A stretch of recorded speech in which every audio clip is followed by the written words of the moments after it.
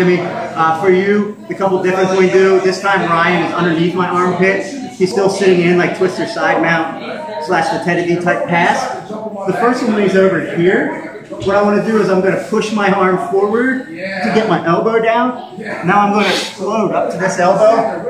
I'm going to come here and grab at his elbow, back around his neck or at his hip. And now I'm literally just going to do a hip bump sweep. I'm going to unlock my legs, push my arm through, and ride up. Immediately I got to be careful because he can do the same thing to me.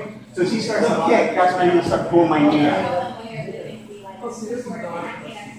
So we're here, he's in half guard, here, and he's sitting down trying to pass. Maybe he's digging, yeah, if he's digging, that helps me here. I'll sit up and grab here. And now from here, I'm exploded up. Now I'm just going to rock, and then explode up. And right away, I'm going to start stepping this leg out. From here, I can even start working into transitions. So looking to take the back, so it's going to give me the leg. So now we're in the same situation here.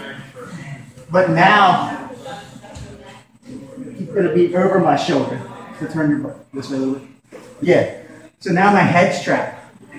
So what I want to first do is I'm going to clamp down on this arm to try to alleviate some of this off. I'm going to grab my hook and start working it inside his leg here.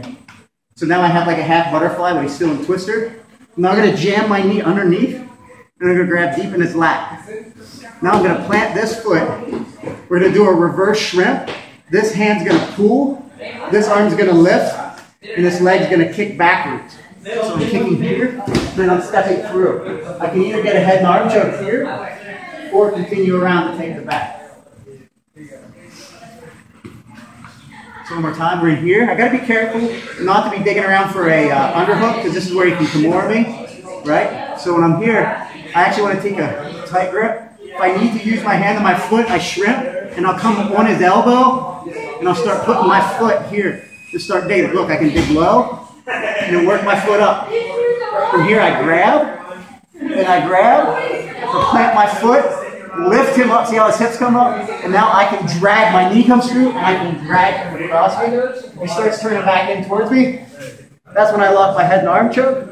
Or if he just kind of starts to turn away from me, that's when I'll start pulling in, look to take his back. One other thing from the first one. So we're here. I can also pressure up.